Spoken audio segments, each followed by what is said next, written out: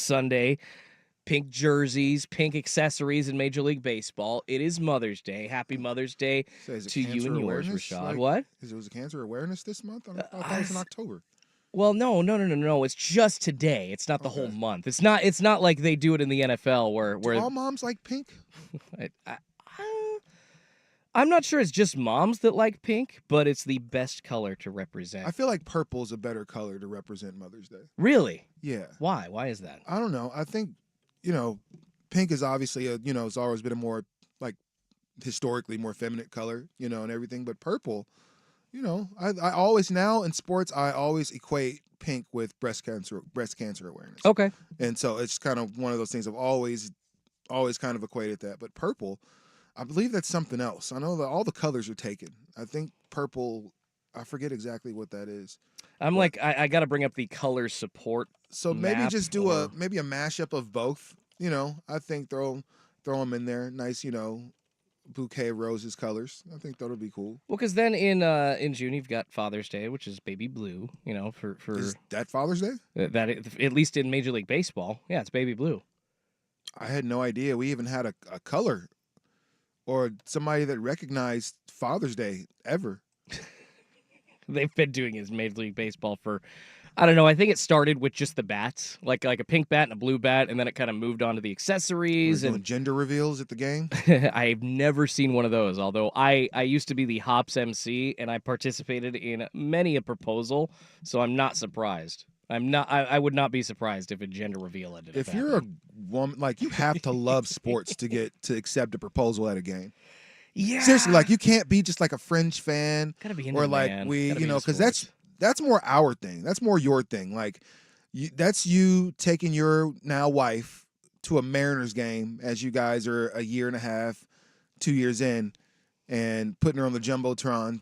Baby, will you marry me? Like I'm sure That's if I'm risky. not really super into baseball or super into basketball or whatever sport, I'd be like, cool. Like you asked me to marry him. However, it was at a baseball game and it was in front of everybody. It wasn't that fairy tale, or maybe it is a fairy tale for a lot of women. Again, I think you have to love whatever sport you're going to watch. You guys Yeah. are both diehard Mariner fans. You're both diehard Seahawk or Raider fans or whatever the case is, and so that would make sense. But I don't know. I feel like if I'm a somebody getting proposed to on at a major league game or at a NBA game, It's and tough. I just was kind of going for fun. Like, yeah, I don't know if I. I mean, I think I say yes in the moment because I don't want that person to be embarrassed. But afterwards, I'm like, no, we're not getting married. So you wouldn't You pull. asked me to marry you at a Rangers game. Like, come on. You wouldn't pull the public rejection because that's kind of what I was thinking of. Like as you're talking about that, like yeah, there are so many of those out there that like yeah, the lady says yes, and it's a beautiful situation where it does seem like she's in love with him. She loves the game or the sport that they're at, whoever they're watching. I'm sure this kind of stuff happens like before Timbers games. I don't think soccer is really the kind of sport you can do it during the game Right. like baseball, but there's all kinds of events surrounding all kinds of these for Duck games, for Timber games, for Blazers games locally. And if you have a connection with your Sigo and you've been going, like I love hearing stories That's about people, different. Yeah, that's yeah, like way that different. meet at a game or Way something. different, for That's sure. that's not quite what I'm talking about. It's more so I met my wife online. Like for instance, I met my wife on OkCupid before it was popular, so we lied to our families for like 5 years or so, kind of before we outed ourselves, being like, all right, we met online. Everybody's kind of doing this whole Tinder thing now, so we're safe saying this to each other and each other's families. But Right. but me bringing her to a game, she wasn't necessarily into sports as a kid, so that alone was kind of a risk. It's like, you gonna be into this, babe? Okay, you love What this. game? Awesome. The first game we went to together, I believe, was a Blazers game. Good game to go to. And Basketball's good. It's back and forth. It's hard to be bored with that all the time. well, and the reasoning was that she moved here the year that Damian Lillard was drafted by the Blazers. So it was kind of synonymous as far as like her, trying to get into sports. It was synonymous with Damian Lillard's career starting in Portland. So a Blazers game was a good place to start. She didn't really know much about sports, but recognized, yo, Dame, that kid, he is an exciting player and he's going to be really good. And, lo and behold, here we are. And many Blazers games later, I've taken her to Mariners games. She's from Boston, so we've gone to Fenway to see the Red Sox game. We even caught a Red Sox Mariners game, very lucky one time. But through all that, I would deem it a huge risk asking her to marry me at one of those events. Yeah, I don't think that would have been You smart. got to be really, really confident that she's going. I hit the wrong button. I Sorry. was like, "What happened to Mom?" Yeah, I'm trying to cough in it here, cut and I'm me just off. shutting you up. You got to be really confident she's gonna say yes, Yeah. and you got to be, man, like that. That's a lot of pressure. Like already, you already know you're married, getting married soon. Like that's a lot of pressure to ask a woman to marry you, bro. Yeah. The proposal is like it's there's special. it can be really that could go super left real fast. Even like a no, not yet, I'm not ready to get married. It's still like a kick in the balls if that happens. And so proposals have such a wide expectation. I do think women vary in what they want. Some women want the grandiose proposal. Some maybe want like their mothers or fathers, they're taping what's happening, like a surprise. Some kind of pick up that it's coming in certain relationships. You just know like it's that time. And when you get there in a situation where everything's beautiful, you're on the beach, you're at a dinner, and he gets on one knee, you halfway expect it. But then there are the others where you're just completely surprised. And then there's the others where dude totally out of the blue steps up and just randomly asks you 2 months into a relationship or a little earlier than she thought, and those are the bad stories. But that is kind of what a rejection looks like at a game. It's awful. It's cringeworthy. You feel it. No matter if you're watching it on TV or there in person, you feel it hard. absolutely, and it's embarrassing for both people. Yeah. It's not just the person that's asking you to marry them, but the person that's saying no. How much of a jerk do you look like in front of the whole world? This person. It depends. No, this person's kind of poured out their heart. They pulled out all the stops at this point. If you're getting married at the game, like I'm pretty sure it's a nice little check that you have to did they write. though, Rashad? Or not Did they get married, pull out all the excuse me. stops? I'm saying, but if I go to a Mariners game, let's just say that the nearest thing to us right now, go to a Mariners game and say, hey, I'm gonna propose to my girlfriend during the 7th inning stretch or during whenever. Like I'm pretty sure you're gonna have to cut a nice check to be able to do that. I'm pretty sure those aren't free. I know that the banner, if you wanted to put it up on like the Jumbotron, that's probably going to be a few $100. Get your face on the jump. That's one thing to just go to the game like, will you marry me in front of people?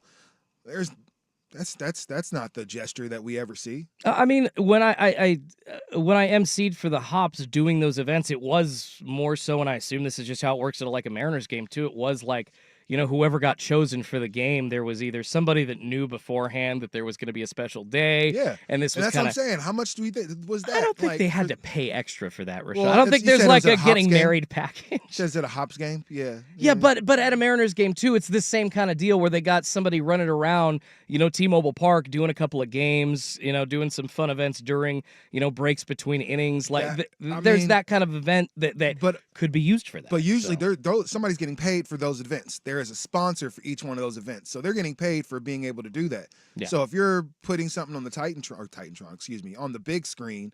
Actually, I kind of like the name Titantron. Well, that's a WWE, that's what they call their big screen, or at least they used to. But if you see something big on the Jumbotron, I'm sure it cost some type of money to get in there because you are interrupting the game for X amount of time. So the one thing sports shows is they're not very good about just giving stuff away for free. I mean, they act like they are, but yeah, no, they don't just give not. Stuff away for free. No, that's funny. Although I still see it happening, and I don't think there's money being exchanged there. I think it's just a situation where usually somebody knows somebody. They're usually, it's maybe not payment, but there's a little nepotism going on there. Which, are you surprised? There's nepotism going on in all over our world, not just the world of sports. Well, fellas, if you or are events going in to propose sports. to any ladies, don't do it at a game. I just feel like it's it's a bad sign. If there's a connection, like like we were saying, if there's the love of sports that brought you together, the love of that team that brought you together, I don't see a problem there. But other than that, it's gosh, I love sports, but that's just that's a little cringeworthy. But what I do love about sports, other than proposals happening is these Father's and Mother's Day celebrations. I mean, they do Veterans Day stuff. They bring in all the camo, especially Major League Baseball. And that's the cool thing about MLB is that it goes on all throughout, the spring and summer. So they hit a lot of these holidays. On July 4th, they do, American flag colors on all their stuff. So I found something that says it's from, I'm not sure what this is from yet, but a study conducted by Betway, Okay, which analyzed the best valued arenas in which to become engaged, found that on average, the cost to propose at a basketball arena can run between average $300 and $1,000. This was published on December 6th of this past year. Okay, and that makes sense because, even like at a minor league baseball game for the Hops, they did charge for messages on the Jumbotron. And it's not surprising that, heck, an NBA game, $300, that's not too bad. I actually have it by arena. I love it. Yeah. Give me the most expensive arena. Is it Madison Square Garden, Rashad? The most expensive arena is not Madison Square Garden. Wow, You might be surprised, but you might not be as far as who is number one. What I was going to say, Staples, Crypto Arena. No. Lay it on me. Chase Center, home of the Golden State Warriors. What? Costs $964 to propose at Chase. Do you want to know how much it is to propose at the Moda Center? Well, let's see. Like second most expensive? Bag on the Blazers a little bit here. Overcharging for honestly not much. It's more expensive than a lot of people. It's more expensive than the Bucks. It's more expensive than the T-Wolves, than the Magic, than Atlanta. Maybe when you trade a Dame to Spurs. Maybe when you trade a Dame to the Bucks, you lower that price a little bit. It's more expensive than the Heat. Okay, that's just funny. It costs $472 if you'd like to propose to your hopefully significant at the Hopefully she says yes. So yeah. Oh my goodness. Well, happy Mother's Day out there, everybody. Yeah, like I was saying, that is one of my favorite days to watch games is Mother's Day or Father's Day or any of these kinds of events. But along with Mother's Day, Rashad, we've of course got the second round of the NBA playoffs, and oh my goodness, we were just talking off air before the show started. It's getting really interesting, especially compared to the first round. I've got something to say about the shooting, but let's get into why, Rashad, you think these second round games are more exciting. We've got a lot of other things to talk about. The Blazers possibly shadow firing Chauncey Billups. Is that what's going on? There was news about a couple of drive-by firings, so to speak, this week. And what I mean by drive-by firing is a couple of close guys are fired to the head coach. That is usually a message by the organization to the head coach. So we'll get into that. I would like to get into Caitlin Clark making her WNBA debut. Of course, the WNBA preseason started. There has been a huge argument amongst WNBA players about her talent coming into the league and whether or not she's going to transcend it. And I get that this happens with rookies, and like LeBron kind of had the same treatment from NBA stars when he was coming into the league. I think, Rashad, you remember a Cleveland Cavaliers player saying that we got players on our roster that do more than what LeBron does right now. The worst team in the league was saying that. Remember, LeBron went number one to that same team. Yeah. So they were the worst team in the league. Yeah, so I want to get into that and get into why WNBA players, honestly, on that point, need to shut their mouths and just accept Caitlin Clark's greatness. Even though I understand why they might have some angst, it's like this is a special situation here. You've got to ride the wave. We'll get into that. Should Rudy Gobert have missed Game 2 against the Nuggets with a baby on the way? Yeah, I want to knock on his paternity leave. I can't believe a playoff game is missed by a guy making $40+ million. So we'll get into that. We'll get into Jamal Murray not being suspended after throwing a heat pack. And the Brady roast last Sunday. We got so much to get to. But yeah, Rashad, we'll start in the NBA playoffs. A couple of Game 3s yesterday. Super interesting.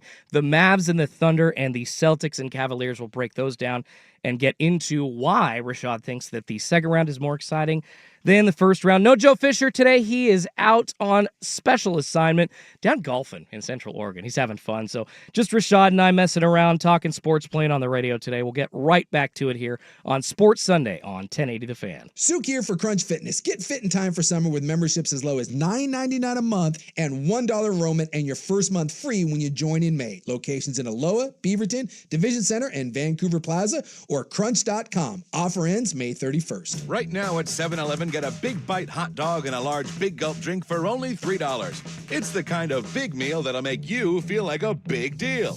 A big shot, a BIP. That's big important person. You could be top dog with a hot dog, a big wig with a big gulp. Stop by 7.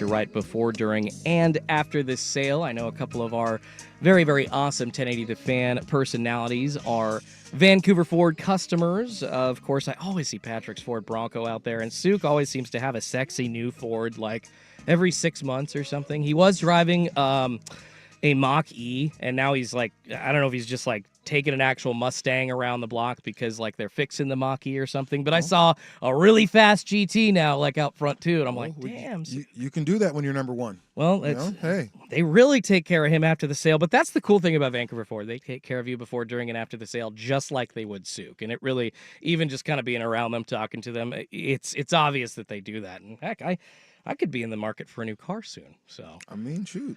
Go for it. Well, my wife and I are in the process of selling our car right now, so that's kind of what I'm saying. It's like legitimately, I'm not just making this up for the ad. Kind of been trying to figure out I was going to say, you're doing an awesome plug for them. I appreciate it, man. Yeah. No, this is life. This is real life happening right now, and it has to do with what we're talking about on the station, which is Vancouver Ford. So, yeah, go see them. They'll take care of you before, during, and after the sale.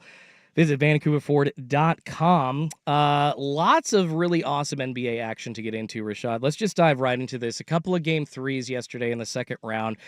I thought that it was a little slow to pick up action-wise in the first round. There seemed to be a lot of blowouts. Even still in the second round, maybe a couple of blowouts. But yesterday, it was definitely exciting. The Mavs actually taking a 2-1 series lead in Game 3 over the Thunder, 105-101, despite Shai Gilgeous-Alexander going for 31 points. He's been absolutely lit in the playoffs. He's one of the more I hate using the word consistency when it comes to players, but he has been one of the players that has kind of been more consistent or showing up from game to game. That's kind of been my hang up with the playoffs. Like you see Chet Holmgren, missing threes this game, but he hit a couple of last game. Like I'm seeing players not doing what they usually do from game to game. And I know that it's, showtime. It's the big stage. There's things happening, physicality, calls being made compared to calls not being made, Rashad. And we can talk about that kind of when we get into Jamal Murray, just the differences between like game 2 and 3 in that series with the Nuggets and Timberwolves. Oh my goodness. All of a sudden they got really chippy with the whistles after Jamal Murray didn't get booted out. But you see that spilling into other series as well. And I don't know if it's the players' talent themselves or affecting this, or if it is the inconsistent refereeing that we're seeing. But despite that, I do believe I watched most of the Dallas OKC game yesterday. I mean, that was a nice one. It was fun to see Luka Doncic just.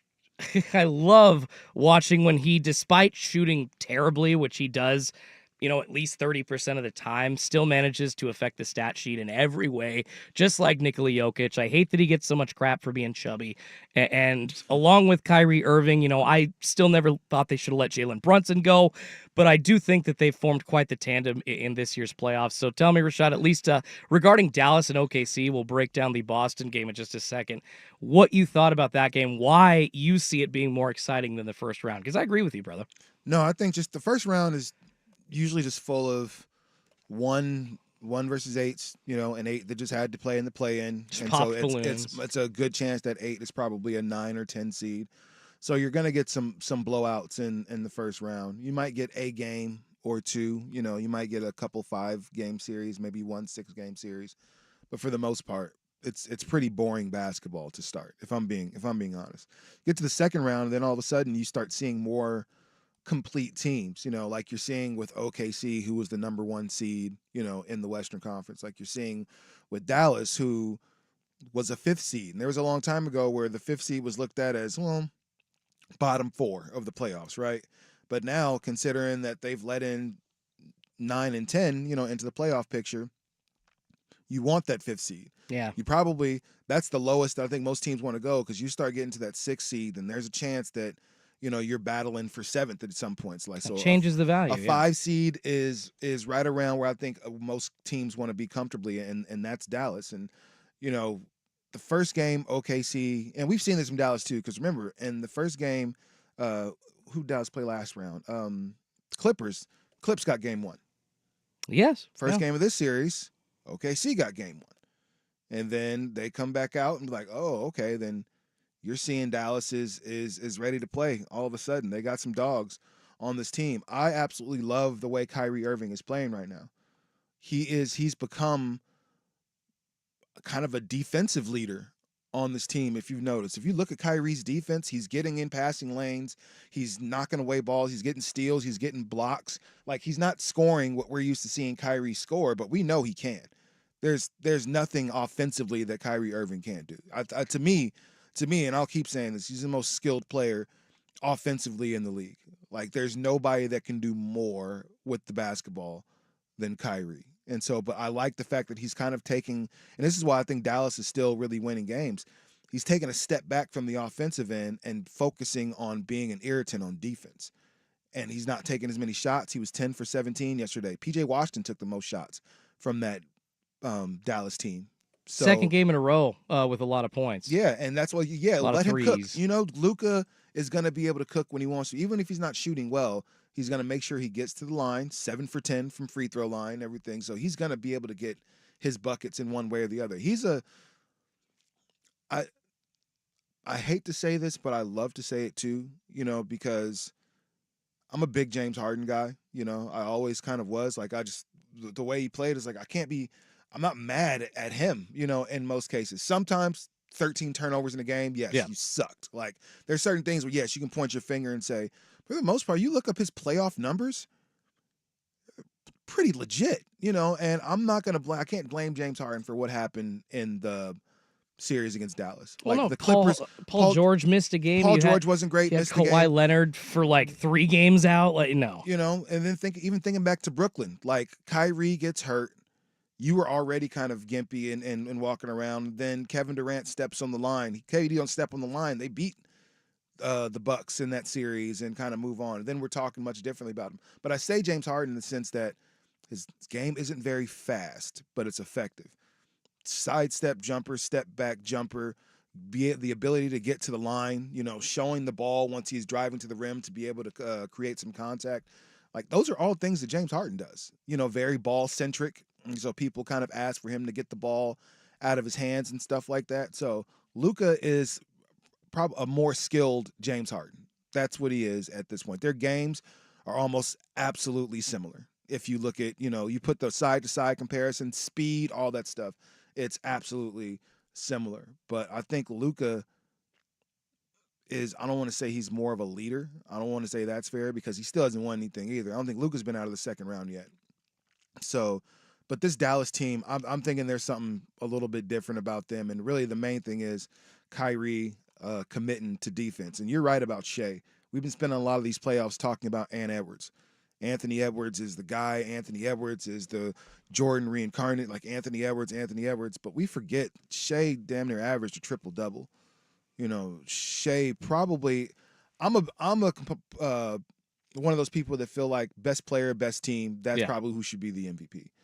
Like, if you get the best record in the league, which nobody expected the Thunder to do, and here's a guy that averaged 30 points, like 10 assists, or 9 assists, somewhere around there, something stupid. Yeah, I thought it should have been Shea. However, I get how it works. But yeah, this team they're good, but they're still young. And I think still being young, they're not ready yet to play a team like Dallas, who's been here a couple times and have a couple champions on their team. So yeah, I think it's going to be an uphill battle, if I'm being real, for this Thunder squad. I mean, they're young, and when they shoot, they are super hard to beat. But that's the thing. When Holmgren's not hitting threes, when Shai Gilgeous-Alexander is the only one doing anything threes for you. I think Chet shoots too many threes. Really? I mean, his player comparison is like close to Wemby. Like, mind you, he's not as tall as Wemby. He's not 7 foot, 7 foot. Not gonna be as long, but he's still, got length. Yeah, he's got length. He's got long arms, long legs. Man, stay around the rim, dominate there. Like, I don't get this whole thing with bigs wanting to shoot all the time. Why are you shooting that? I mean, that's just. I hear you. That's the league that we're in. But and actually, to your point, I have noticed that on the Dallas side of things, to combat that, what I seem to see is like inconsistent shooting at the start of games, like all throughout the playoffs for all teams. One way Dallas has been combating that specifically is just been feeding Daniel Gafford at the beginning of games. He seems like an easy bet for the first basket right now, because I feel like every time I'm watching, it's like, oh, layup to Gafford to start the game. Oh, Gafford's got 6-8 points in the first quarter, because they're just kind of taking what they can get. And that's just kind of, floating around the middle. The center is there for Dallas and able to score a few points before Luka gets going. That's what it is. It's a big difference. It's you make them respect, the inside game. You make them respect the back to the basket game. And then all of a sudden you're worried about Daniel Gafford being the one that beats you. And, that opens things up for Kyrie, and that opens things up for, P.J. Washington, who's just played outstanding so far in this playoff series for Dallas. So Dallas they're a sneaky good team. Nobody thinks they're going to win. Nobody thinks they're going to make it to the finals. Yeah. I mean, if Denver isn't in, we'll talk about them soon, but if they're not in, then why not Dallas? Yeah, we got to get into Denver, that's for sure, because they play the T-Wolves today. I feel like Jamal Murray should have been suspended for Game 3 after the Heat Pack incident. Oh, my God, I'll tell you why in a sec. But really quickly, the other game yesterday, the Boston Celtics-Cleveland Cavaliers matchup in Game 3. Boston wins that on the road. They lead the series now 2-1. Another good game from Jason Tatum. gotta say, he's not quite shaken off the no playoff Tatum moniker yet, but showing up, scoring 30 in the last, out of the last 2 of the 3 series games, he's doing way better than we've ever seen him in the second round. I'm seeing some supporting cast guys stepping up when Drew Holiday's actually hitting shots because he's basically been non-existent in the playoffs to this point. It's been Tatum, White, and Jaylen Brown. And now with no Kristaps Porzingis, Al Horford's had to step up. They seem to be playing okay. I'm not sure that anybody is better than them in the Eastern Conference, but I will say these last couple of games in this series against Cleveland, they have started to look like the Boston team that maybe NBA fans think that they can look like. Yeah, the Celtics are, they're going to Celtics, so we'll see what happens as we get deeper into the playoffs. But they're playing against a bull right now because that boy Spider, Donovan Mitchell, is putting on a show every single night. Really, he's had a 50-point game in the playoffs, and then he had 39, 33, 29, 33. So far, the Celtics can't do anything with him. They're hoping to God that he misses shots, and he went 12 for 22 yesterday, and that definitely didn't help. But again, he only shot 3 free throws and ended the game with 33. Like this dude is special, and like Boston's got their hands full right now. Yeah, it's going to be interesting to see if Cleveland can actually make any waves the rest of the series, but I like the way Boston's playing right now. I really don't think that Cleveland's going to beat them. It's going to be the finals. It's going to be the Eastern Conference Finals where they go down if they do, but they're playing super well. All right, let's get out of the games from yesterday, and I don't really... New York and Indiana is awesome. It's obviously historic series, but what I really want to spend time focusing on in the next segment is Minnesota-Denver, and specifically Denver is down in that, or no, I keep flip-flopping. Yeah, Denver is down in that series 2-1. One of the reasons being the inconsistent shooting of Jamal Murray and the focus on the incident during game 2 of his throwing a heat pack from the bench. Cannot believe that he wasn't suspended for that. I want to get into why. I want to get into the lack of attrition from him, lack of apology. I hate that star players really don't get held to account on this, Rashad. We see Jamal Murray not getting suspended, and then another player suspended 4 games for something. Pat Beverly, doing that crappy interview in the locker room afterwards, asking that person if they listen to his podcast. Nope, all right, you're not subscribed? Well, then I'm not talking to you, as well as throwing the ball at the fan during the Milwaukee series that they were just in. I mean, so you can throw a ball at a fan and get suspended, but you can throw an item onto a court in a game that's active and apparently not get suspended. Anything that involves fans is going to involve a suspension. Yeah, but the safety 100%. of players is at stake here, and that's kind of what I want to debate, Rashad, is the obvious level of star player punishment that we're seeing here and how much it annoys me. We'll get into that right after a sports update. Now, from the Fan Sports Desk, a Sports Center update on 1080 The Fan. First on The Fan, very impactful Game 3s all through the weekend in the NBA playoffs. First, yesterday, you had the Dallas Mavericks beating the Oklahoma City Thunder 105-101. The final, Luka Doncic leading the way with 22 points, 15 rebounds, despite Shai Gilgeous-Alexander's 31. Then the Celtics beating the Cavaliers to take a 2-1 series lead in that series, 106-93. The final, Jason Tatum, 33 points and 13 rebounds to lead the way. Coming up today, 2 more Game 3s. The Knicks in Indianapolis facing off against the Pacers, leading that series 2-1. Indiana, a 5.5-point favorite. Tip off at 12:30 on ABC. And then a 5 p.m. nightcap on TNT. The Minnesota Timberwolves up in that series 2-1 over the Denver Nuggets. Minnesota, a 3.5-point favorite. Once again, a 5 p.m. tip on TNT. And in baseball, the Seattle Mariners not able to get it done, losing badly to the Oakland Athletics yesterday, 8-1 the final. They'll try still, though, for the series win today. Luis Castillo v. Alex Wood on the bump. First pitch, 1:10 p.m. on Root Sports. More sports scores and stories in 30 minutes. I'm Schulte from the 1080 The Fan Sports Desk. Listen live or on demand on the Odyssey app, the Fan's desktop player, or tell your smart speaker to play 1080 The Fan. More, please. Golf in the Northwest with Jason Swigart is back.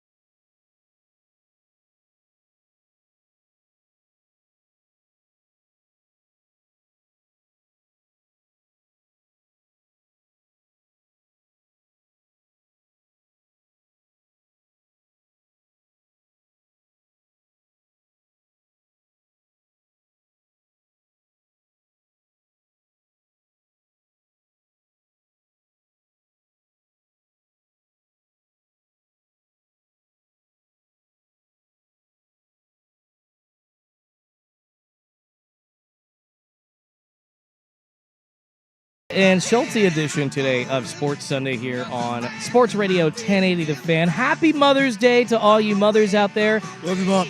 Yeah, expectant mothers, pet mothers. Whoa. No? No, you don't Well- include that? It's a section in the greeting card area, so I include it. It's there, right? Okay. I mean, pet mothers, stepmothers, like I gotta say them all. Well, it's not stepmothers and pet mothers, aren't the? We're not gonna say they're the same, are we? I'm not trying to say they're the same. I'm just I trying think to be you're trying to inclusive. say that. No, I'm just kidding. Get into a debate about this is the mother that should be recognized on Mother's Day. That would just be a D debate. That would just be a D move. Like what kind of who do you think you are? What kind of jackass do you think you are defining Mother's Day for other people? Especially you stupid man. Like you're not even a mother. I can hear the Like, it's complaints crazy when coming I right talk now. to people and they were like, "Oh, do you have kids?" I was like, "Yeah." I was like, "How about you?" I have 3 dogs. Like that's Like that doesn't count. that a kid? Like what are you talking about? I think in the sense of Mother's Day, like getting a card, celebrating somebody that, has pets is fine. But the constant, I totally hear what you're saying, Rashad, the constant reminder that, oh, I'm a mother, like or the couple that has pets and they're like, oh, our beautiful kids. Talking about your 2 dogs. I want your- all of our single dads to stand up today. Like, seriously, the way Father's Day has always been hijacked from us. Fellas, I say we do it. Luckily, I love my mom, and so I love all the moms in my life. And I need the Maury, you are not the father clip ready to go, Oh, and I just don't have it. I'm dang. pretty sure that's an easy find though. You are not the father. Woo! It's Woo! a great show. Oh, That's man. a great show. That's a guilty pleasure of mine, and I don't even care. That was my guilty pleasure during just any daytime, like off of school as a kid into my Absolutely. formative teenage years. A lot of that time just wasted during the day was spent watching the Maury Povich show. Yeah. And I don't know, I think Steve Wilkos came on after him for a bit. So, Didn't like Steve though. well, I didn't like much about Jerry Springer. So, if you're not familiar, Early he was Jerry the- Springer was yeah, awesome. Oh, because that was like the more authentic Jerry Yeah, Springer before early it started Jerry getting Springer was gratuitous. awesome. It was almost like wrestling at that point, like real wrestling. Yeah, you came on there for action. You came on there to fight. There was no talking things out. They had some pretty bizarre guests on there. I actually worked with a guy when I was at I worked at what's now Providence Park. Wait, Mhm. is this we at Providence Park still? Yeah. Yeah. So when it was PGE Park. Yeah, it's PG, Geld Wen. It's been like 4 different Yeah. things. So Providence Park. when it was that and the Beavers were playing there, so the baseball team, and so I was working there, and I worked with the guy who had been on Jerry Springer 3 times Wait, and- like as a guest. oh my god, And, dude, and then he spill act- this tea. And then he happened to be one of my best friend's cousins. She told me, she was like, "Oh yeah, my cousin's been on there 3 times," and it was like, he said he worked with you at the baseball stadium. I was like, "What? Like he does?" He What? told me who it was, and I was like, "Holy hell, that's your cousin!" And then I start looking. I was like, "Oh, okay. Yeah. You were definitely on the show." And he told me about it and everything. This is before YouTube, so I couldn't just go look it up. I had to wait for it to come on TV. Like it came on Wait like for a rerun. yeah, it came on like G4 one night, as I was those were the watching that. days. Yeah, right. And here's the cool part. He was the whole time he was stealing from the from PGE when we were working there. So like, we're doing concessions, so I'm watching. It's like, oh, it's really taking the money. And I was gonna say something until he gave me like $30, and then I was like, Well, I can't say anything now. I'm an accomplice. Wait, is okay. that why he was on Jerry Springer? Was it like No, I one of don't their think so. like No, it was his boyfriend was cheating with someone else, or vice versa. I think he might have been cheating with someone's boyfriend, something along those lines. And it was really happening. It was This wasn't really just like happening. a created storyline. no, it was really happening. Oh They my went on there. God. They really fought. Like it was. I had so many questions for him. So I spent like most of the summer just asking questions about Jerry Springer. I want to spend the rest of this segment asking questions I about can- Jerry I Springer. can probably bring him in one day. You Oh, want that some Jerry Springer questions? Yeah, I can probably do that. He's I still don't know. around. I see him all the time. We always, shake hands. What's up, man? How are you?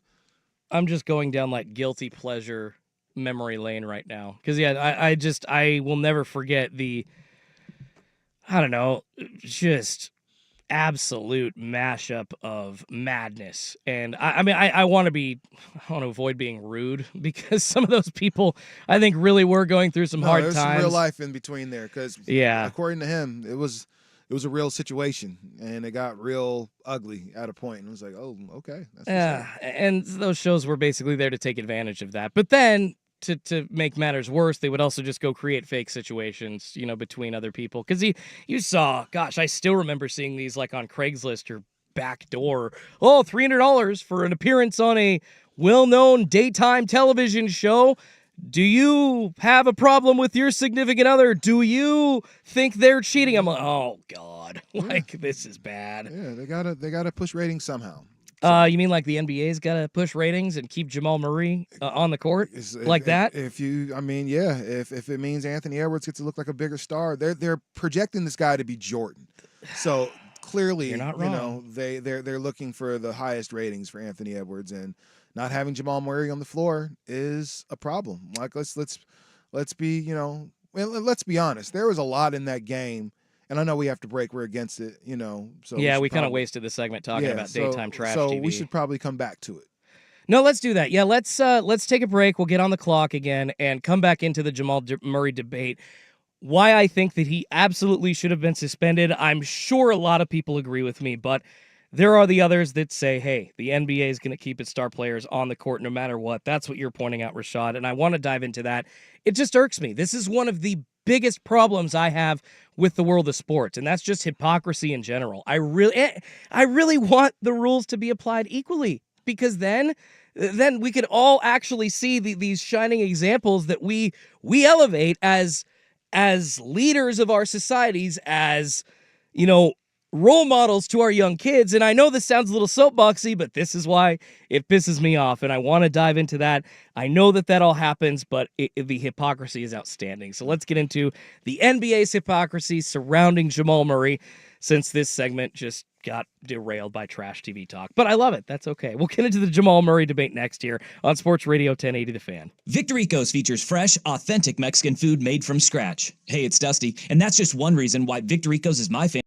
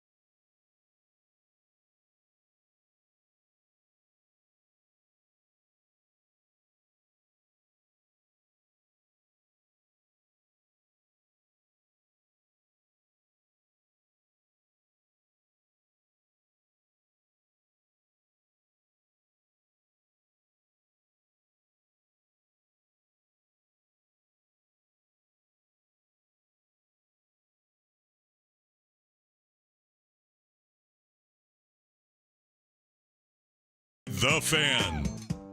Actually, a Schultze and Shad edition of Sports Sunday here on 1080 The Fan. Joe Fisher enjoying some golf in Central Oregon, and somebody that I think also should have been enjoying some golf during the last game of the Nuggets Timberwolves series, well, that would be point guard Jamal Murray. So if you've been living under a rock, or you just really happened to be, out of sight, out of mind this last week, there was an incident in the series between the Timberwolves and the Nuggets. Monday night, Denver Nuggets guard Jamal Murray threw a heat pack and a towel. Essentially, it was kind of like a combination of the two wrapped up together, but the heat pack gave it some weight, kind of makes it dangerous. He threw it onto the court, essentially, during a game as there was a layup attempting to be made, and then a foul was called. But right at that point, as the foul was called, the Nuggets bench did not like that. Jamal Murray essentially almost at the end of the bench, kind of as you're getting close to the tunnel, so not really obvious to see,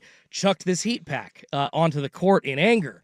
And I would say shockingly, surprisingly, but I think there are a lot of others out there that would say not shockingly, the Nuggets point guard was not suspended, just fined by the NBA $100,000 for said incident. Now, Rashad, that allowed the Nuggets to come back in their next game. Of course, they do play Game 4 against the Timberwolves today.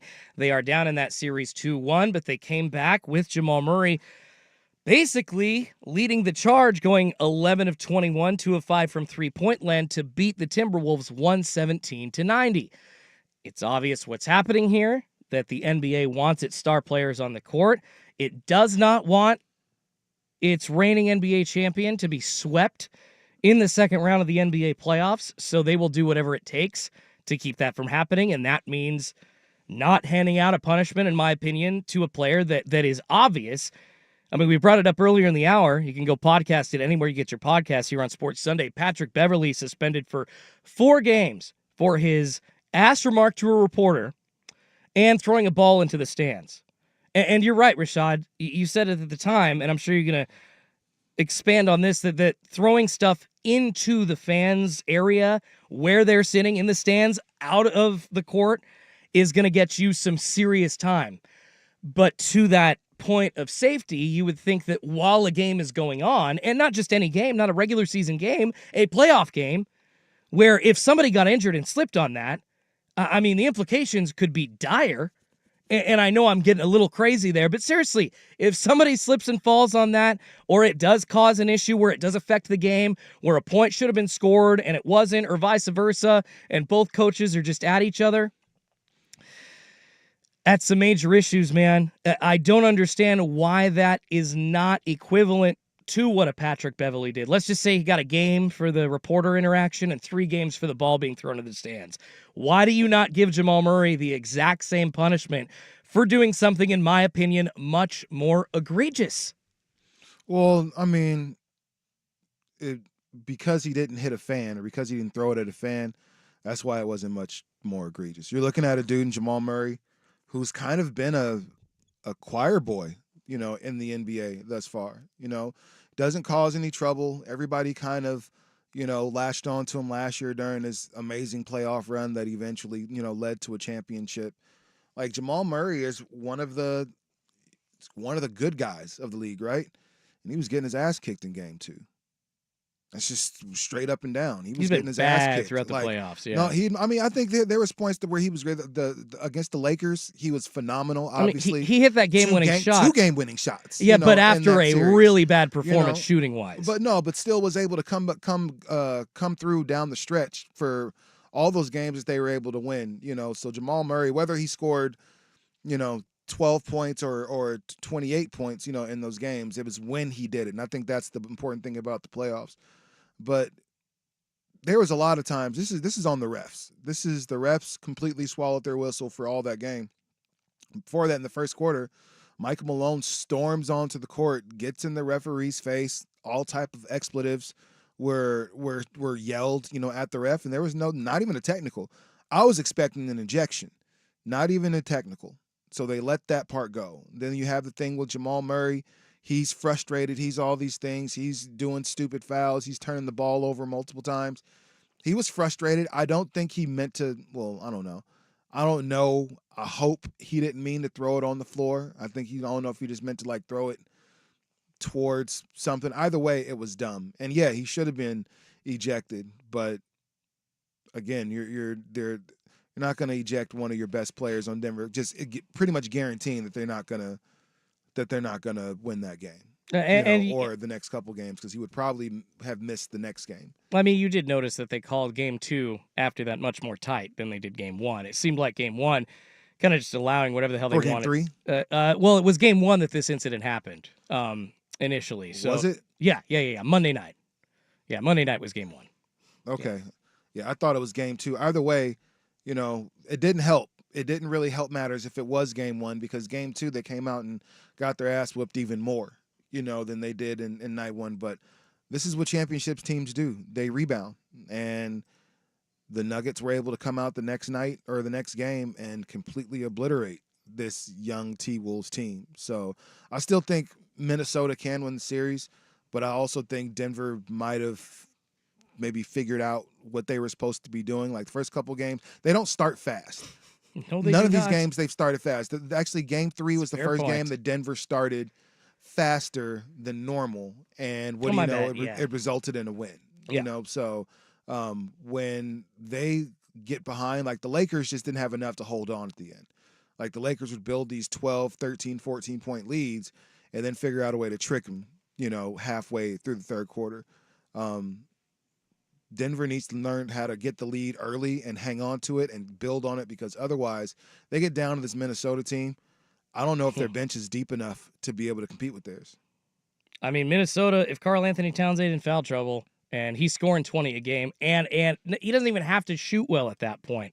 They've got a complete team. We've talked about it all playoffs. It's kind of the roster that the Suns and the Lakers wish that they had. And with Anthony Edwards kind of having his coming out party essentially in this playoffs, you're wondering, can they actually be beat in the Western Conference? And unless Denver, I mean, they shot a lot better in game 3 than they have pretty much, I think, the entire playoffs. They shot almost 50% from 3, but they also stomped the Timberwolves. It was pretty much a defeat the whole way for Minnesota, and they had their bench guys in by, I think, 4 to 5 minutes left in the Which fourth I quarter. absolutely love by Chris Finch. This game is over. Yeah. Come sit Rest down. your guys. Yeah. Come sit down. We got another game. Don't even stress about it. They got 1.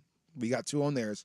Everybody come sit down. That's a page out of the Greg Popovich playoff, scoring or playoff basketball. Well, do we need more Pop influence? He's not in the playoffs, right? I think we do. I don't think we have enough Pop influence, which is why basketball looks the way it looks now. No, that's fair. All right. That's pretty fair. But basketball, looking the way that it looks now, in my opinion, very hypocritical. I cannot stand the fact that Jamal Murray was not suspended. I understand that nothing did happen. And of course, that if something happened, a player got injured or something like that, something was affected, the game was affected points-wise, then definitely, or the refs had to step in to keep that from happening. It definitely would have been a much bigger punishment. A $100,000 fine is nothing for the dude. That's like, what, $5 to you and I? Well, hey, man, It's literally not even a slap on the wrist. Drake has got all the boys from Canada looking crazy right now. So that's what it is. Jamal Murray is just, hey, man, don't be that guy. Don't be that sensitive guy right now. I just hate it. I can't stand it. Punish the dude. He did something stupid. And yeah, he's not going to get punished. No. Like it is what it is at this point. Now, if you're the Timberwolves, you just have to go out there and try to kick ass again. And if you're the Nuggets, you got to go out there and show the games 1 and 2 were a fluke. I mean, if he would have apologized after, because I don't know if you heard his comments after the fact that he found out he was just fined and not suspended, but he's just like, yep, moving on, looking forward. Like, Jamal, apologize, dude. Don't be a D. You avoided a big suspension here. You avoided a big punishment. Be like, you know what? It is what it is. Yeah, that was. But that I hate that response. I got to get fined and apologize. No, I think the fine is my apology. I'm good. We're moving on. No, the fine is the punishment. The fine is not Now, the if somebody apology. got hurt, I'm sure he would have apologized. Oh my God. But nobody got hurt, so no harm, no foul. That's that old adage. But in a situation where somebody could have gotten hurt, yeah, probably do that again and just be a D. Like, come on. I mean, I'm sure at that point he'd be like, no, I won't do that. Hindsight being 20/20, won't do that again. But since nobody got hurt, he got fined. Then we're on to Cincinnati. I'll take the hindsight's 20/20 cheesy apology over the you'd want an it is what it apology is. that's not genuine, because that's what I it guess wouldn't that's be. a It good wouldn't have been point, but- genuine. Like, so just take the No, fine. you're right. I want him to be genuine, and if he's not, I think he's a D-bag. So I Yeah. just think he's being a That's D-bag. I think that's what it is at this point, So you can tell a lot about how people are when they're in these losing situations. You're not wrong. It brings up a lot of things that we don't see. When you're winning, it's very easy to see all the great things. But when you're losing, that's why I love Steph. Steph losing wasn't like pouty in most cases, it wasn't, blaming other people. He's It pretty wasn't level. like, man, we're not good right now. So He complains, I'm but sure not he to the did. I'm level of sure like he a complained in the Chris locker Paul room. or- I'm sure yeah. in all the places he's supposed to, in the locker room, at practice, all those things. I'm sure he complained and got on guys' ass and everything. But do you? Some guys are just take the good with the bad a lot of times, and we're going to see a lot of how we're going to see a lot about how Denver responds after, like I said, 2 shellackings in game 1 and game 2. We see they came back in game 3. Let's see if they can do it again. All right. Well, we got game 4 tonight, 5:00 on TNT. The Timberwolves hosting the Nuggets, see if they can tie up the series. Before that, though, the Knicks and Pacers at 12:30 for their game 4 matchup. The Knicks lead that series 2-1. They will try to take a 3-1 series lead on the road. Indiana, though, a 5.5-point favorite. All right, let's switch gears from NBA playoff talk to some local talk. The Portland Trailblazers and what seems to be more drama happening at One Center Court. Are they shadow firing Chauncey Billups? And what the heck is going on in the front office right now? We got to get into this to start the second hour of Sports Sunday. No Joe Fisher. It's a Schulte Shot edition of Sports Sunday here on 1080 The Fan. For more than 50 years, PG Long has been helping the Pacific Northwest with floor coverage.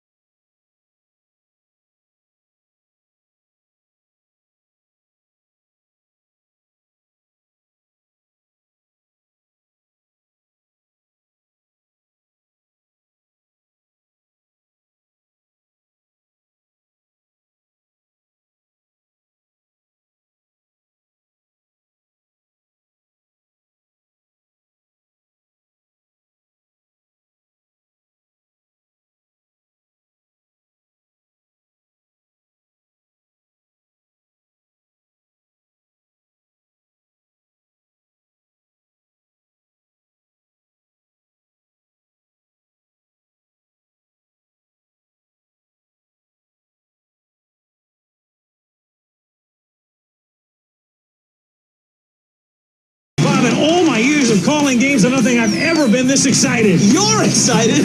Feel these nipples.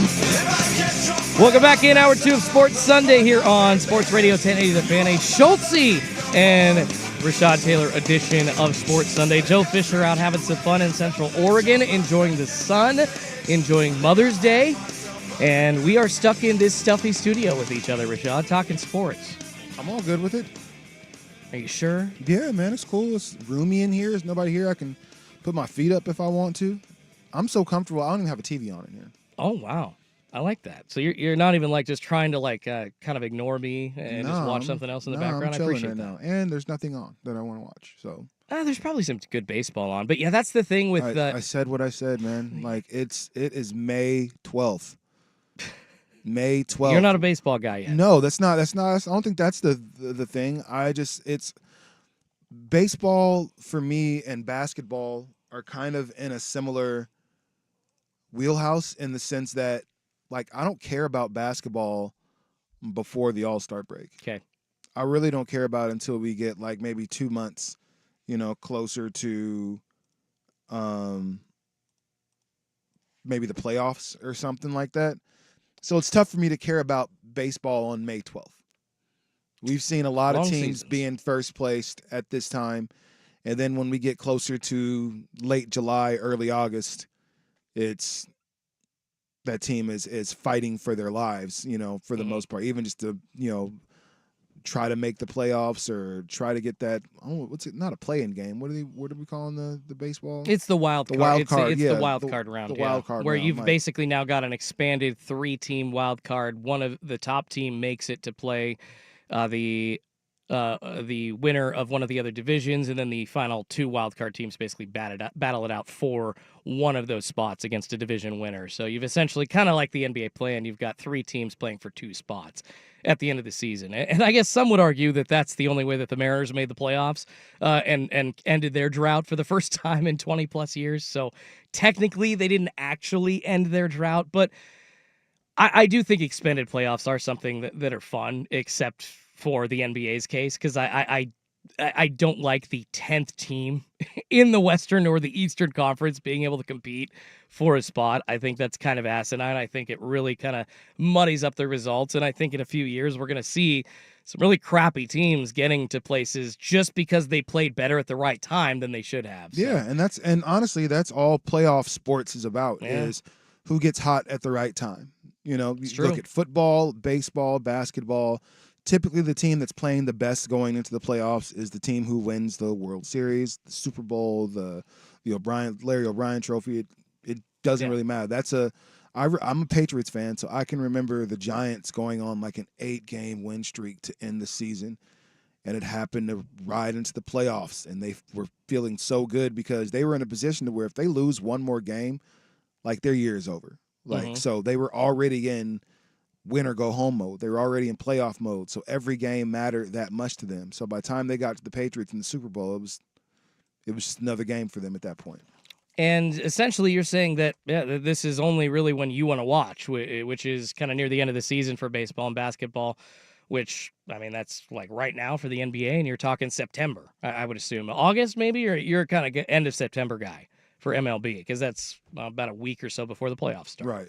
So you're like you want to watch spring games and stuff like that in baseball. You want to watch spring training. Oh, God, yeah. I mean, my dad and I have not been able to do this yet, but we're planning here very soon a trip down to Peoria, Arizona to watch some Mariners spring training games. Not because, like, I care about their success at that point. It's just being around the vibe, being around the Seattle Mariners. No, going to spring training is one thing. Like, that's not a problem. It's in any Arizona city, or you're going to be good. Like, yeah, sign me up. But I'm asking if, there's a Mariners spring training game en route. I'm going to hang out and watch this. Are you going to do that? Yeah. Oh, you're such a nerd. Yeah, I'm gonna hang around and I'm gonna crack a Miller High Life open, and I'm absolutely gonna watch a Seattle Mariners spring training game, brother. I'm not doing that. I get excited for like preseason football only because I know like the season is starting. So preseason's here. That means in a couple weeks we get actual football. Yeah. But even still, I don't watch any preseason games. Could care less. Well, hey, Could and care less. that is why the NFL, for instance, is most likely going to go down to a 2-game preseason and then expand the regular season to 18 games. I'm not surprised. Which is dumb. Like it's But you don't like that. No, I don't like an 18. Like I feel like at this point, and I catch a lot of flack. They're not going to take a game off the schedule, Rashad. No, I feel That's at money. this point like there needs to be all the records that have been set in the NFL need to be set aside, and now we need to start over. Because now you're talking about people breaking passing records, rushing records, sack records, tackle records, whatever the case is. Yeah. And they've gotten 2 extra games to do it. So okay. Now, see, mind you, are they like they're you're really still great believing players. that this is a lot of extra time for them? That's two games is a grip of time. Like we see quarterbacks now that can throw for 400 yards in a game. Okay. Just on a good day against it. So we've seen teams do that. So have a couple games where a quarterback throws total of 700 yards, like, man, 350 each game. And, yeah, they might only need X amount of yards to break this record. Or, yeah, I think it's like different. 5,000-6,000 is kind of the think it's tops different. for like a one quarterback, game, it's like, okay, like season. some guys miss a game. So, like, that's fair. You add a game to the season, okay. But you add in 2 games to the season, that's a lot of football to be played. Okay, so this is very similar to the old baseball argument of 146 games to 162 game season. That old, Babe Ruth record to Roger Maris with more games. That that argument that he actually wasn't the home run king for a while until eventually Mark McGwire, I think, absolutely put a stamp in that conversation and ended it because the rate that he was hitting home runs during his 70 home run season, and I believe Barry obviously even topped that further with beating Mark McGwire, the rate was higher over a 146-game season. But what you're saying is that there should be a new record book started like I said, right now. I catch a lot of crap for that, and I understand why. You're essentially changing everything, but like I don't know, like in the NBA, I believe it's always been 82 games, so I can't be like mad you're not taking games away or adding games for people to break records. Like LeBron broke that record for the scoring record in the same amount of time that it took Kareem to break because they all played 82 games, I believe. Now, I don't know if they played less in the 60s. I'm not sure how many Bill Russell played per year. I'm assuming most of those guys were true Iron Men. And I mean, I know Bill Walton fought through injuries, but even the years that he was injured, he played probably closer to 60 games as compared to a Bill Russell. I mean, he played constantly. So I think guys like him, Wilt, they played in all 82. That's kind of the argument now, the Iron Men and the superstars of the NBA back then compared to now. I mean, up to the 90s, they actually played 82 games a season. Yeah, so there were 82 games then. And so, if the season all of a sudden went to 100 games or to 90 games and LeBron broke that record, we'd look at it differently. Yeah, he did it, but, he needed 9 more games a season for 20 years to be able to do it. It's a little weird. So when you're talking about these records that we hold really near and dear, Jerry Rice's touchdown record, it's receiving records and stuff like that. Yeah, you give somebody a great receiver 2 more years at it, 2 more games at it per year. You're giving Travis Kelce and Mahomes 2 additional games to break Brady and Gronk's records and stuff they were already doing it, but now you give them 2 additional games to do it. Yeah, that's going to be helpful. I mean, Frank Gore, if he had a couple of extra games this season, probably would have ended up beating Walter Payton and Emmitt Smith on the all-time absolutely would rushing end list. up beating them. So, and so that's what I'm saying. So it's a decent point. I'm not sure I 100% agree with it, but I see the angle and why you would strongly consider that. Yeah, I think those records should be for that time, because if you're going to change the rules that really impact stats, because I think that would be a thing. These rules would impact, or these additional games would definitely impact stats. I mean, and then you think of the NBA adding the 3-point line. Because, see, I don't think of added games in the NBA.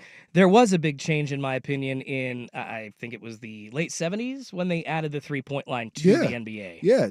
Have you ever heard that George Gervin talking about Klay Thompson going off for 30-something in a quarter, and they was but the record prior to that was George Gervin's. Mm-hmm. And so without threes. Yeah, without threes. And then they're talking about, he was like, yeah, they're saying Klay broke my record. He said, he didn't break my record. wasn't no 3-point line then. So I got all my points from 2-pointers and from jumpers with no 3-pointer. He didn't break my record. Like, and which is, I mean, not true, but you had a 3-point line, and yeah, you're giving yourself an additional point, in some regards. Like, so yeah, I think there are some records that should be kind of separated because I think it matters now.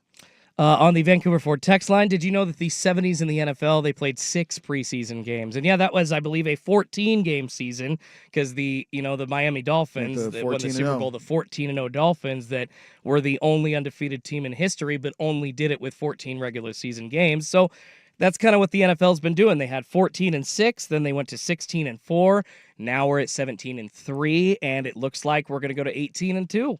Here soon, and I'm not surprised. We're not taking a game off the schedule. We're just removing it from the useless schedule. And frankly, teams don't need 4 games to get ready anyways. Those 2 are perfect to evaluate, some of the younger talent, some of the position battles that you've got going, where those final special teams guys need to be filled at. Like that. I think those should be games for you're a rookie, you're trying to make the team. Yeah.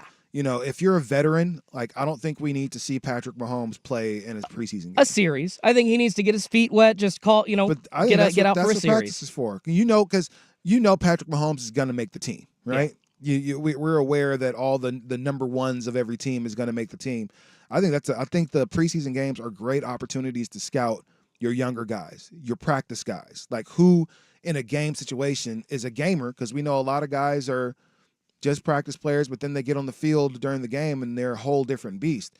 So I think it's a good opportunity to figure that out and might even cause less injuries for those cats that are out there playing in the preseason. Look at us slipping a tiny bit of football talking today. This has been so that's basketball so easy. heavy. Yeah, that's so easy, especially when we have talked about it for a while. Like we can talk football for the next hour. We really could. I mean, we could, but there's so much NBA going on that it's like with the local stuff. And with it's the the one Blazers time too. of the NBA that people actually care. Yeah, it's like 2 weeks after the NFL draft. I still love breaking down, all these post-draft grades and seeing where these undrafted free agents are actually going to make an impact, because it's fun to see like guys signed right now this time of year.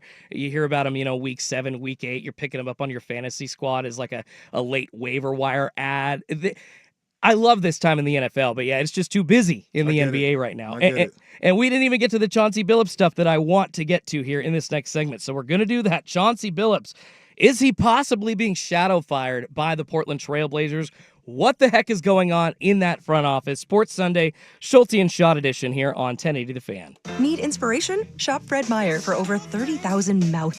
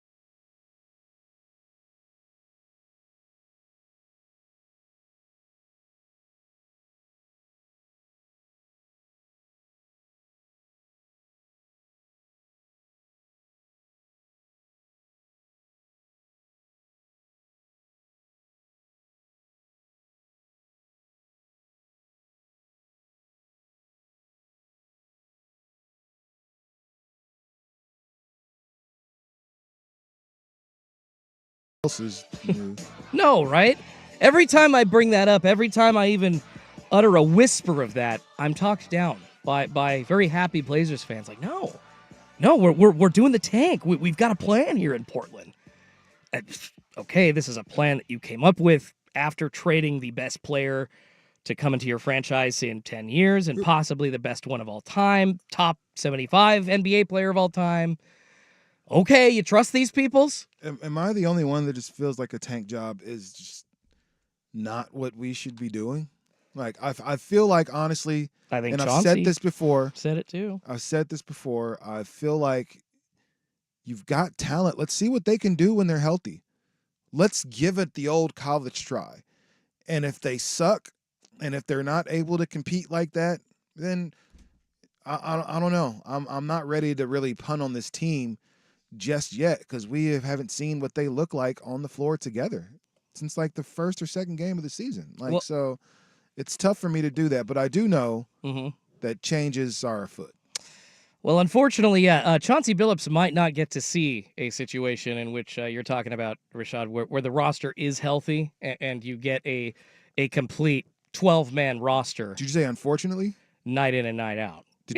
Unfortunately for who? You said Chauncey, you said that there is a situation where the team is going to be healthy, and I guess maybe unfortunately for Chauncey. Oh, okay. That's more so what I was thinking. I was saying, unfortunately for a Blazer fan or for Chauncey? I know a lot of Blazers fans are calling for Chauncey Billups' job, as I think a lot of people think they should. Some, and I call them detractors out there, say, hey, he hasn't had a healthy roster, which you just pointed out. I'm not saying you're a detractor. What I'm saying is that seems to be the main argument from people that are defending Chauncey is like, hey, he's never had what he came to Portland to get, which is fair, but this is a first-time head coach now, years into his first contract, and you got to judge the merit of something, right? You haven't seen much development, from guys. We've seen 15, 20-game chunks like Scoot at the end of the season. I think the best story that we got for the Blazers this year was Jabari Walker, and that leads us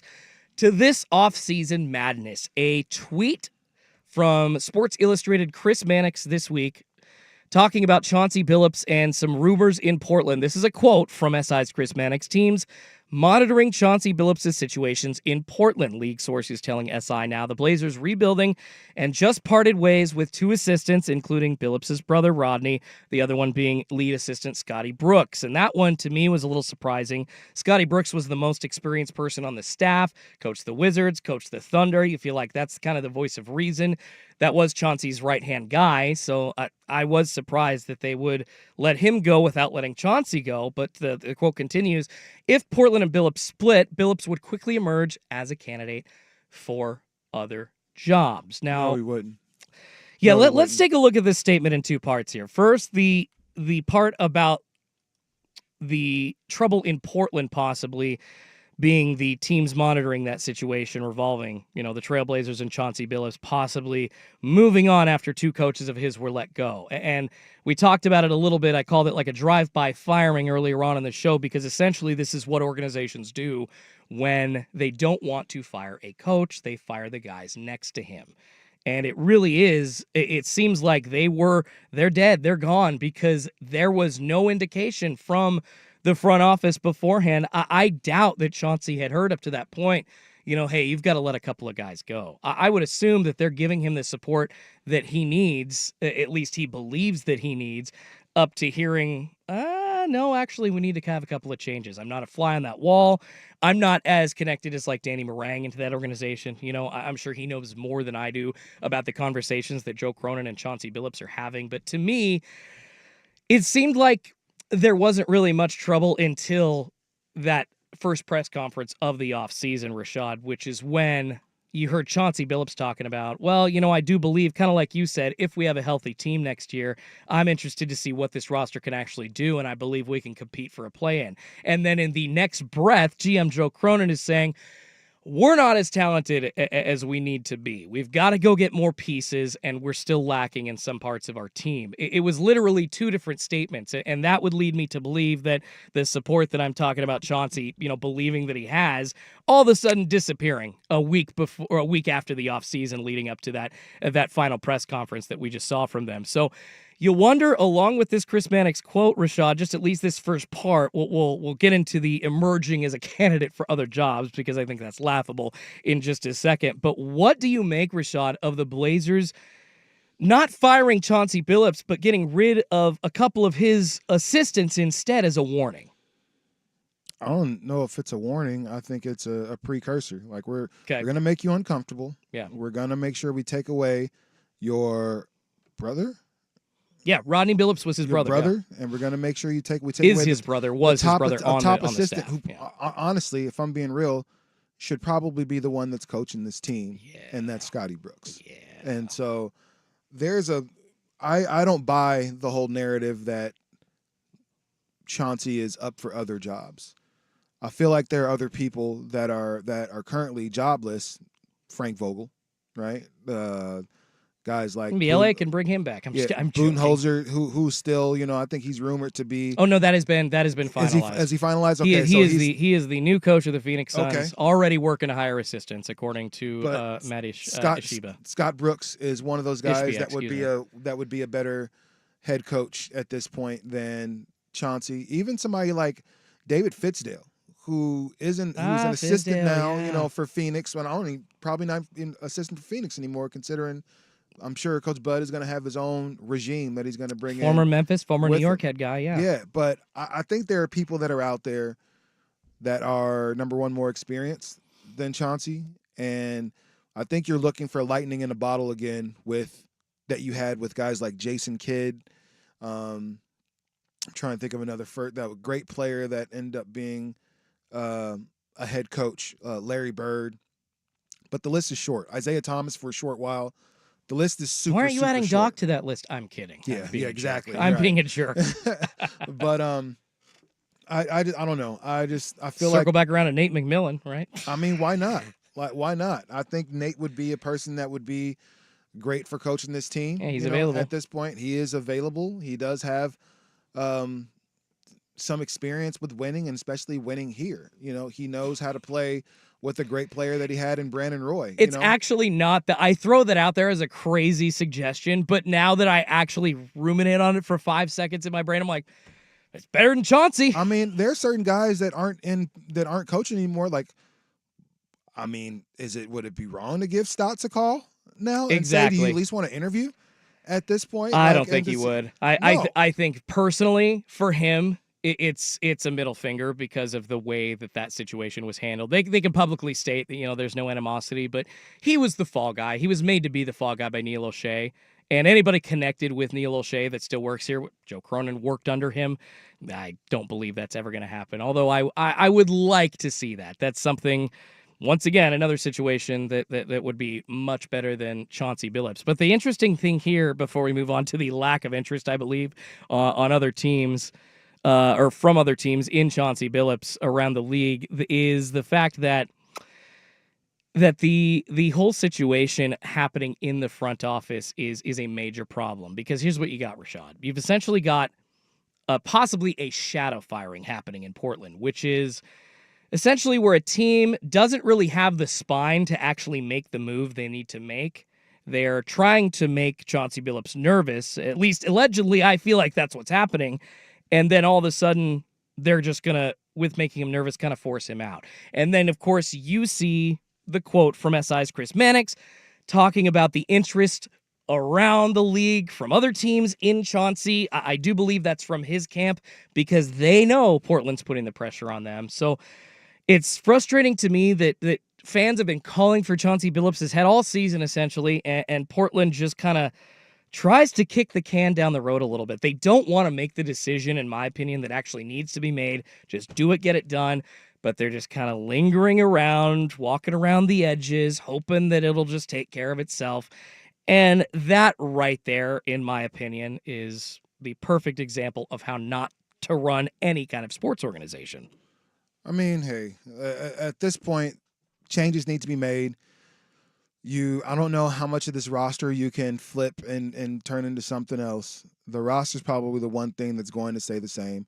I think you need a new messenger.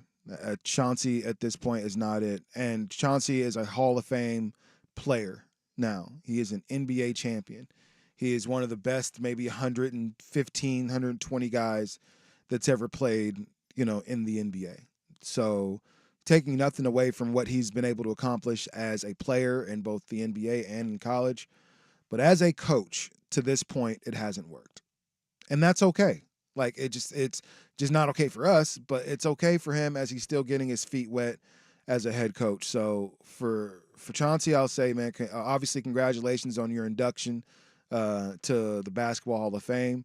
But for now, as a head coach, you're not the guy. And that's what I know. I bang on Chauncey a lot, but I always want to keep in mind that he is one of the greatest to ever play, right? And so it should be noted. But as a coach right now, sometimes great players don't equate to great coaches. Did you hear Chauncey being linked to the Los Angeles Lakers job? Like, very, very quietly, of course, on Twitter. And it's probably just more like wishes and whispers coming from fans that are kind of making it out there. I can't believe that would ever happen. I've heard, there's some crazy ones, though. I've heard J.J. Redick, ESPN analyst, connected to the Lakers head coaching vacancy. That would be nuts with no experience. Washington Wizards, maybe they could bring Chauncey in. I don't see the interest there around the league. I'm shocked that anybody, after such a bad tenure, even with the healthy Damian Lillard, I understand that the roster wasn't quite complete even in the first halves of the season that he was healthy, but they didn't always play well, and they didn't always adjust when they needed to. Dude didn't call a timeout to slow a rundown at like any point in his first 2 seasons as a head coach. That was a problem for me. I get there's a learning curve, but he was brought in to take Damian Lillard to the finals, and now he's going to be a developmental coach for some reason. So, gosh, even with Portland not knowing what to do with him or what their roster is going to be, that means that any other team knows what he could do and coach their roster that's more complete than theirs. That makes no sense, Rashad. It makes no sense. I don't know. I whatever it is, there needs to be a change. That's the easiest change you can make because that's something that everybody sees is not working. You're not wrong. We'll see what happens if this ends up being a shadow firing or if Chauncey Billups actually ends up coaching the Portland Trailblazers Game 1 of the 2024-25 season. All right, just lots of basketball. Let's stick to it. Kind of going back into the playoffs a little bit, but I want to talk about Rudy Gobert missing Game 2 against the Denver Nuggets. It did not affect the Timberwolves. They won that Game 2 against the Nuggets. They actually lost after Rudy Gobert came back in Game 3, but I more so want to talk about highly paid athletes. Like we're talking 30, 40, $50 million guys missing games at the peak. We're talking playoffs. We're talking, I don't know if it's an NBA Finals game, if he wouldn't have missed it as compared to a second round game. Let's talk about the level of importance of these games and if these guys that make this much money should be missing those games for the birth of a child. Yeah, we're going to talk about it on the dude's side. Everybody has always given women grief for missing time. I don't want to give women grief. I think moms should be home. There's literal reasons why they need to be home. Rudy Gobert, not so much. Let's talk about him missing Game 2. Coming back after this sports update. Now, from the Fan Sports Desk, a Sports Center update on 1080 The Fan. First on The Fan, a couple of Game 3s yesterday. Very exciting finish in the Dallas Thunder game. They beat Oklahoma City 105-101 to take a 2-1 series lead over the Thunder. Luka Doncic leading the way with 22 points for Dallas. And the Boston Celtics also taking a 2-1 series lead over the Cleveland Cavaliers, 106-93 the final. Jason Tatum scoring 33 to lead the way for the Celtics there. Coming up later today, a couple of Game 4s on the docket at 12:30. You got the Pacers hosting the Knicks as 5.5-point favorites, trying to tie the series up at 2 games apiece. That's a 12:30 tip on ABC. And the nightcap, 5 p.m. on TNT, got the Minnesota Timberwolves hosting the Denver Nuggets. Minnesota trying to take a 3-1 series lead at home. They are 2.5-point favorites. In baseball, the Seattle Mariners dropping a game to the Athletics yesterday, 8-1 the final. They'll go for the series win this morning, or technically this afternoon. You got Luis Castillo and Alex Wood on the bump. First pitch set for 1:10 p.m. on Root Sports. More sports scores and stories in 30 minutes. I'm Schulte at the 1080 The Fan Sports Desk. Listen live or on demand on the Odyssey app, the Fan's desktop player, or tell your smart speaker to play 1080 The Fan. It's back. The 10th annual Fan Golf Classic at Langdon Farms Golf Club happens Thursday, July 11th. Presented by Autotown GMC. Reserve your foursome now at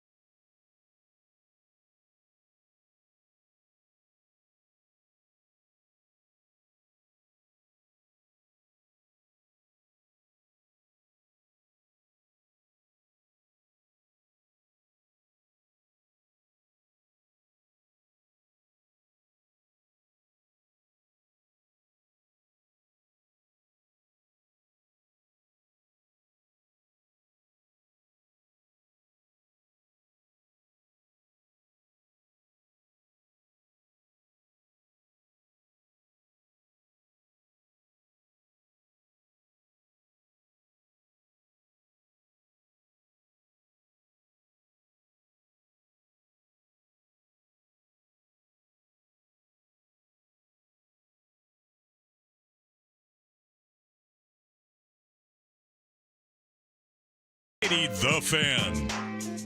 Coming in hot this next segment, Rashad. I don't want to upset anybody out there, but I do think that this is a conversation worth having about the Game 2 absence of Rudy Gobert from the Minnesota Timberwolves Denver Nuggets series. That Game 4 will be being played today.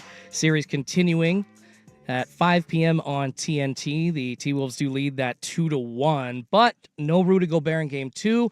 He missed it for the birth of his child. Now, that is a situation, Rashad, and I guess I need to set this this conversation up like this, that is a situation that, all parents, of course, I believe it was the first kid for them. All parents, wait for, hope for, my wife and I want to have kids. That is the top, right? Like the top situation for any parent. The birth of your child for a lot of people is the best day of their lives, at least hopefully. It's what we hear.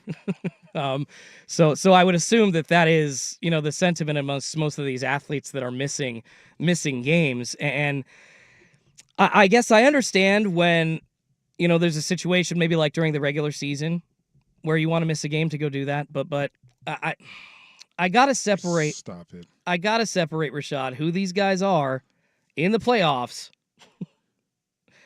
as like superstar, highly paid athletes at the top of the entertainment world, missing that game as compared to, somebody like you or I making a regular amount of money, doesn't really have the same kind of options, can't fly on a private jet, to and from anywhere. Like there's so many things that, like, as a, middle-class person trying to make it to see your kid's birth, it's understandable. But when you are Rudy Gobert making $41 million a year, I question it. I question that in one of the most impactful games and playoff series for the Minnesota Timberwolves in how long? I mean, did Kevin Garnett ever get them this far in the playoffs? Maybe once? Maybe twice? I hear that he needs to be present and that it's a good thing and that statistically dads there for the birth of their kid make it so much better as a family unit. And the example that he can set for doing that is a big deal. But he is a superstar athlete, or at least is paid. How dare you have kids? At least is paid. I'm not talking about that. I'm talking about what he does for his day job. And there are some day jobs out there that, in my opinion, and that I believe the ones that are out there that I'm talking about that supersede these kinds of events are the ones where you're making not $5 million, not $10 million, but tens of millions of dollars, Rashad. He literally takes home after taxes right around 20 mil. That's not counting his endorsement deals. No, not forbid you to have kids in that situation, but you live a different life. You live a different life than all of us. I'll be honest, man. And I don't see it. I don't see why you would give that up. You got to be at the game and then hustle back as soon as you can. You can make that flight after the game, not before. I get that, obviously, the birth of a child is fluid. You don't know when it's going to happen. You don't know where. You can't carry your pregnant wife on a plane with you everywhere. I understand that. But on the other side of it, Rashad, it just irks me. It does. And I'm sorry. I'm a jerk, but it irks me. Yeah, you're a little high-strung, bro. Oh, God. I'm high-strung. There are a lot of things that if he'd have lost a pet or if he lost a pet. Like if there was something else, happening, but if someone would have died, we wouldn't have questioned it. Right? Oh man, mom passed, wife passed, daughter passed. And Brett Favre played in a regular season game 2 days after his dad. Brett passed. Favre cheated people out of $8 million of money. You're not wrong. You talk about POSs. Brett Favre is one of the biggest ones in the world. So don't really care about about that part. Fair. That was courageous. That was a great game, but doesn't really matter. Here's a guy who's pretty much done everything since the COVID thing the right way. And honestly, I think the COVID thing has everything to do with it. Okay. He's still public enemy number one because in a lot of people's head, Rudy Gobert is who spread the COVID virus. You didn't take it seriously, any of that stuff. He's easy to pick on. Mind you, this is a dude that's consistently been the last pick in the All-Star game for multiple years. People don't like Rudy Gobert still. And for people to bang on him for missing a game 2 of the NBA playoffs, not the finals, not the conference finals, game 2, which correct me if I'm wrong, but the series has never been won in game 2.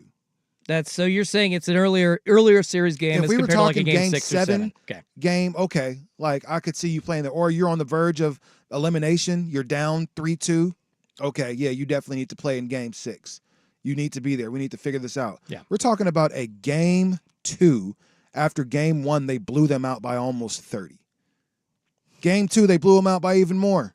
No, and I do acknowledge that they did not need him to win game 2. And so I'm kind of like, people are banging on somebody for being present as a dad, for being present and seeing what could be my only son or my only daughter's birth. Now and I don't mean to go dark here, but let's say something weird happens. Something and we're bad knocking on happens. wood, and something happens to the baby. Yeah. Something happens for his wife, and he was playing in the game instead of being there with his family. That's insane to me that we are sitting here questioning the dude who missed game 2 of the semifinal round against a team that was blown out, by his team. It's like, what are we talking about here? Like, I'm so confused, and now we're questioning this dude who's won Defensive Player of the Year 4 times, put an asterisk next to it because I think that this award should be Wemby's. Like, let's just be real. But somebody that's won this award 4 times, and now we're questioning his heart? I'm not questioning his heart, Rashad. What I am, all right, everything that you just said is correct. It is hard for me to marry the ideas in my mind that is true and that he is also a $40+ million athlete, that it has a life that nobody listening could ever want to think of or ever dream of having. Maybe it's a job for him. Like, to me, that's bullshit. To me, I hate that, and that's what pisses me off. I think everybody feels it's a like job. It's not just a job. It is. Not you, just the people that say that. He is lucky enough to be 6 foot or 7'2" and can do the things that he does, and that's why he plays basketball for a living. It is a job for him. Okay. When Jokic won a championship, he didn't want to go to the parade. They told him when the parade was, he was like, bro, I'm trying to go home. Like, he actually defended Gobert. He actually said that, you know what, being a dad is first. I want to go home. I don't want to, I've done my job, right? I've won you a championship. Let me go home and do this stuff. Like, most of these dudes know that they are never going to be NBA champions. They were probably never going to compete for an NBA title or never win one and everything. And I think that's okay. There's some that could do nothing but compete for an NBA title because that's why they play the game. Some people, this is a job. I clock in, I clock out, and if I'm at my job and my kid is being born, guess what? I'm going. And my job hopefully understands. And so it's crazy that we have a bunch of men that are like, man, I don't care nothing about my kid's first birth. I'm going to play in that game 2 of the first round. What? You sound dumb. I'm not you, but no. That's a fair point. I hear it, bro. That sounds crazy to me. You're going to miss this once in a lifetime moment because to watch a specific kid get born. Yes, I'm not going to be able to do this tomorrow unless I have twins or triplets or whatever the case is. So no, I'm not mad at him for missing. Again, you're talking about conference finals, game 5, game 6. Yeah. Elimination game. That's where it starts in your mind. Okay. I think I need you to make a decision, bro. I need you to figure out a way to get back here. Why didn't the owner offer my jet? No, and that's what I'm saying. Jet. Like, here, go there, make sure your wife is good. We'll get you back here by time the game starts, depending on if she has the baby, what time she has the baby. Like, nothing. I didn't hear anything about why didn't ownership offer up the jet, because we know every owner has one. Well, I will say that, okay, I remember there's a situation that comes up in my mind, and I know we got to go. We're running out of time, but let me just bring this up quickly. It's hard I think the jet thing is fine, but at that point, you probably, to rush him to the arena, are going to need to get, like, local services involved. And I say that because there was a situation in the 2000s in baseball where the San Diego Padres traded a backup catcher, Doug Mirabelli, back to the Boston Red Sox after the Sox had let him go. He was essentially Tim Wakefield, the knuckleballer, very famous knuckleballer. Rest in peace, Wake. You passed way too soon. But he was, Mirabelli was Wakefield's personal catcher. He had like a big glove, essentially like a softball glove that like you use like out on the beer fields. But he used that to catch Wakefield's knuckleballs and had a specific tactic and was the best known at the time in the league of catching knuckleballs. The Red Sox badly needed him after the other backup catcher didn't work out. They traded for him. They wanted to get him to the stadium. It was like a 5:00 game at Fenway in time for first pitch. They wanted to start him at catcher for Wakefield pitching that day. They were able to do it, but only after, I believe it was John Henry, their owner, John Henry gave him his private jet to fly to Logan International Airport in Boston. But at that point, the police had to give him an escort to the stadium. Yeah. And they got him there in time, but it was a bad look. People are like, why the hell? I love my sports, but why the hell are we using emergency services that really are needed on getting a player to a stadium? Because there's plenty of cops. There's plenty of people to be able but since to then, lead you're that, right. brigade, yeah. But since then, it has not been done, I believe, by anybody. I don't ever remember a team using emergency services to try to get a player to a field on time. If you can think of another instance on the Vancouver Ford text line, please do so. But what you're saying, Rashad, is kind of what I think should happen, but there are problems with that. Like, if Gobert is using a jet, he's probably going to need to get to the stadium very quick. How do we do that? That may not be legal, or we've got to kind of break some traditional rules to do that. But this is a hot debate. This is a very salty debate, and I'm glad we were able to spend a segment on it, because I'm not trying to bag on Rudy Gobert. What I'm trying to understand and really marry is the athletes making so much money, doing that and being dads at the same time, while making that money and having this privilege that almost none of us get. So. Yeah, I mean, but that's, he's an athlete, but that's a job. Like a lawyer is a job, and it's a dream job for most people. A broadcaster is a dream job, but still a job. End of the day, and I'm going to miss it if it's important enough for my kid's birth. So yeah, that's fair. All right, we'll wrap it up next on Sports Sunday on 1080 The Fan. Find great deals for mom this weekend at your local